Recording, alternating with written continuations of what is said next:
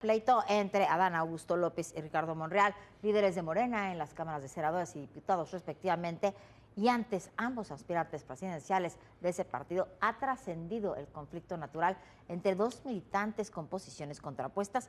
Se ha vuelto ya un escándalo.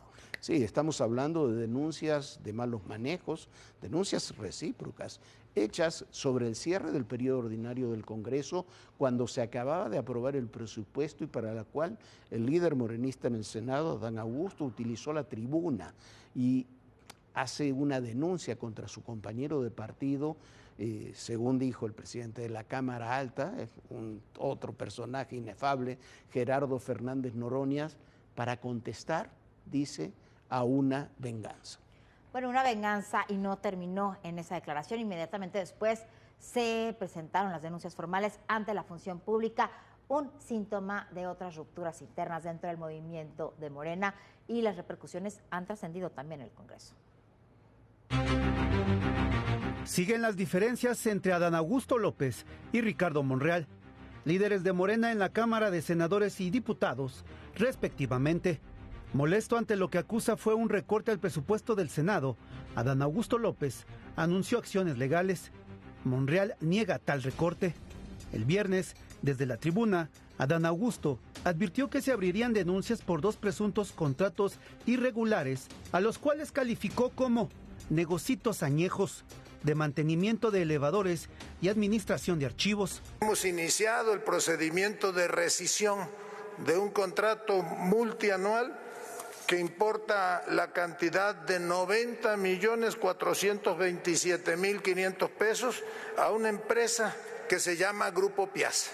Y vamos a presentar en la próxima sesión 3 o 4 contratos más, donde también se simulaban prestaciones de servicios al Senado de la República.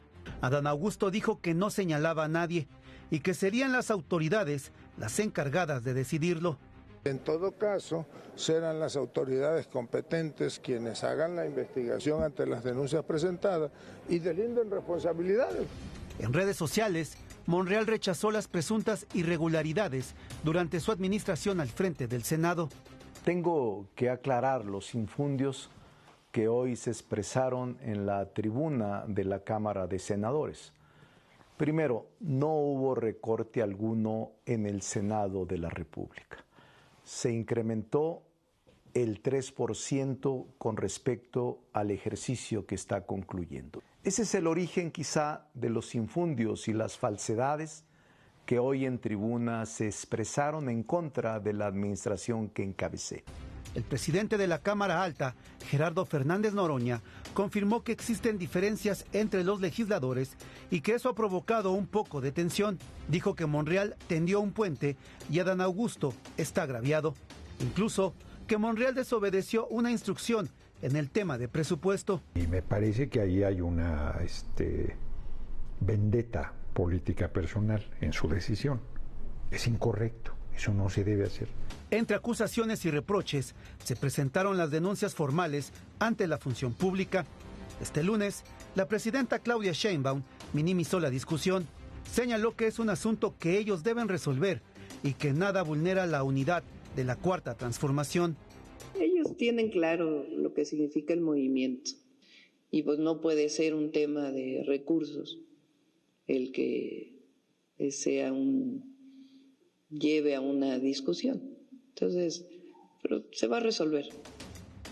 Poco antes de las 9 de la noche, Ricardo Monreal publicó en redes sociales que la política será siempre el arte de buscar acuerdos y que sin estridencia ni confrontación se reunió con la secretaria de Gobernación Rosa Isela Rodríguez y el senador Adán Augusto López para hacer política por el bien del país y del movimiento que representan. Mientras que Adán Augusto fue captado entrando a Palacio Nacional junto con Ignacio Mier y Gerardo Fernández Noroña.